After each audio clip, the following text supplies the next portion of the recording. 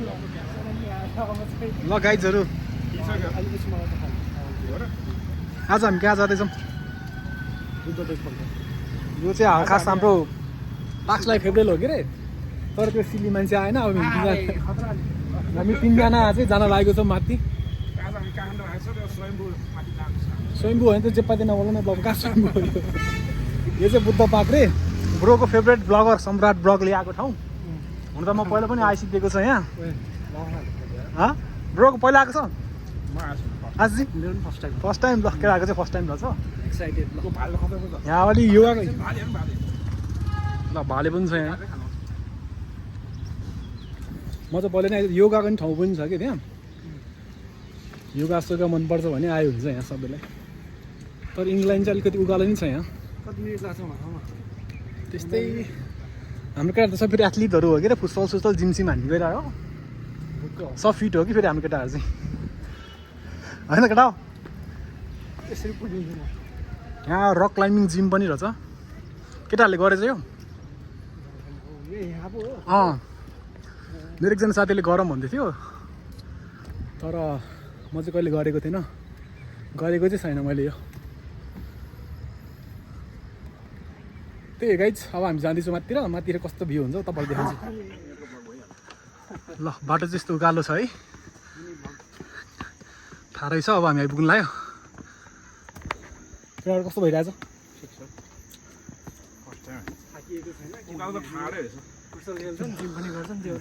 त्यस्तो कन्डिसन है।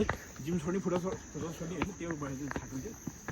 आज चाहिँ खास पाक्सलाई फेब्रुअरी दिने भनेर प्रोग्राम गरेको के अरे, त्यो सिल्ली मान्छे आएन। अब हामी तिनले पार्टी गरिदिन्छ आज। ब्रोको अस्ति बर्थडे पनि थियो, बर्थडे ट्रिट पनि भयो होइन। अनि ब्रोले चाहिँ प्रधानमन्त्री भएपछि दिन्छु भन्दै थियो। ए भइहाल्छ नि ब्रो, सबको पार्टी हाल्छ। ल भ्यू हेर्नु त, भ्यू चाहिँ बबाल देख्यो है यहाँबाट। यो चाहिँ हाम्रो पोखरा, पानी परेको भएर अलिक फेरि पोहोर छैन कि, लभली पोखरा। डाँडा हो नि राम्रो देख्छ। हामी त यसो त सब्जीकोमा जान्छ कि जाने है, गइदिन्छु म त। पोखरामा चाहिँ फेरि स्ट्यान्डअप प्याडल एकदम भाइरल छ आजकल, जो पनि यसले गर्छ। हेर्न सक्नुहुन्छ तपाईँहरूले। Welcome to the temple. आइपुग्यो। 3-4 घन्टा लगाएर हामी आइपुग्यौँ। 3-4 घन्टा त नभन्नु न ब्रो, त्यो चाहिँ नबोल्नु नि बगमा। 3-4 घन्टा भन्नु अति नभन्नु न भन्नु नि। यति हामी दौडिसक्यो भएर 3-4 घन्टा लाग्यो, अरूलाई त 5-6 घन्टा लाग्छ। फेरि धेरै मार्केटमा धेरै ब्लगर भएर हैरान छ कि। घन्टा लागेर अब आइपुग्यो। यता पनि ब्लग उता पनि ब्लग, चेस गरिदिनु त चेस ब्लग। अब माथि गए चाहिँ सम्राट भएको पनि भेट्ला माथि। त्यही गाइज, अब हामी माथि जान्छौँ। माथि गएर भ्यू देखाइदिन्छु। केटा यहाँ चाहिँ के लेखेछ पर है, अब हामी चाहिँ हल्ला गर्नु हुँदैन है, साइलेन्स भनेछ। बुझ्यो केटा हो? अझै लेट्स गो, कम अन। अब नबोल्ने, ल बिस्तारै बोल्ने। यो मेडिटेसन गर्ने ठाउँ हो कि। भ्यू हेर्नु त आम्बो, बहुत दामी छ त यार भ्यू त।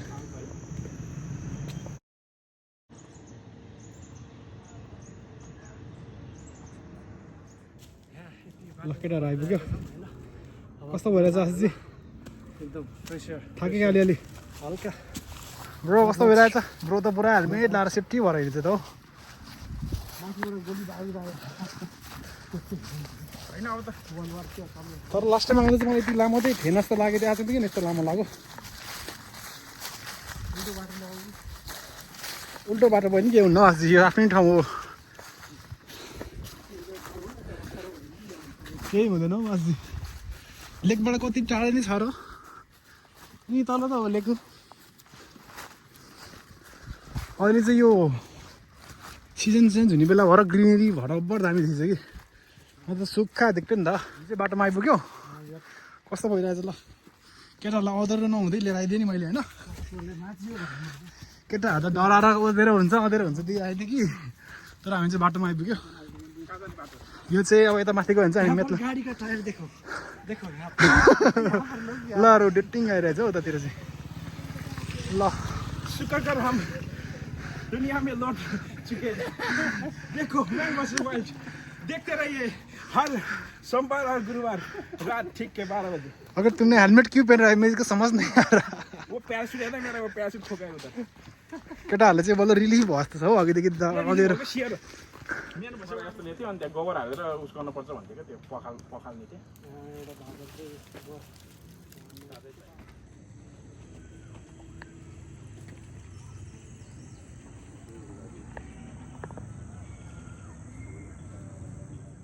परिसिद्धियो कस्तो भएछ केटा हो आशिषी हाउ यु फिलिङ एकदम तल उष्णलाई चाहिँ अलिकति उस भयो हो ब्रो हाउ यु फिलिङ कस्तो भइरहेछ ठिक छ रमाइलो छ भ्यू पनि दामी छ नि है ल अब गएर मिठो खाना खानुपर्छ है केटा अरू पलाइरहेको ल भ्यू पनि यस्तो छ माथि पछाडि सो गाइज अहिले चाहिँ हामी हाइक सकेर यता फेवातालको नजिक आइसकेको छु कस्तो भयो आशिषी बाइक ब्रो किन लुक्यो हो लुक एट द भ्यू पोखराको ब्युटी भनेको यो लेक हो अहिले चाहिँ हामी फुड ट्र्याकतिर छौँ अब भोक लागिरहेको छ गएर मिठो खानुपर्छ कहाँ जाने केटा हो गएर वान गो मान्छेहरू इन्जोय गरिरहेछ कि